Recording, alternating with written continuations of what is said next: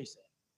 ఒక పక్క భార్యలు పోయారని దావీదు ఏడుస్తూ, పిల్లలు పోయారని దావీదు ఏడుస్తూ ఉంటే, మరొక పక్క అప్పటి వరకు అండగా ఉంటాం, నీకెందుకు మేము ఉన్నామని చెప్పినటువంటి సైన్యమే ఇప్పుడు ఏం చేస్తుంది అంటే రాళ్ళు ఎత్తి కొట్టడానికి సిద్ధపడ్డారు. ఎంత వ్యతిరేకత చూడండి.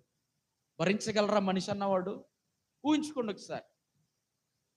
బ్రతకటం, ఆ సమయంలో బ్రతకటం ఎంత కష్టమండి. ఆ టైంలో తోడుగా ఉండి నిలబడవలసినటువంటి వారే రాళ్ళు తీసుకొని కొట్టడానికి వ్యతిరేకంగా సిద్ధపడితే, అప్పుడు అది ఎవ్వరికి చెప్పుకోవాలో కూడా తెలియనటువంటి పరిస్థితి. కానీ దావీదు కృంగిపోలేదు. ఏం చేశాడు దావీదు కనుక మనం చదివితే, దావీదు తన దేవుడైన యెహోవాను బట్టి ధైర్యము తెచ్చుకొనెను. దేవుని స్తోత్రం చెప్పండి. ఇదే ధైర్యమో తెలుసా? మంచి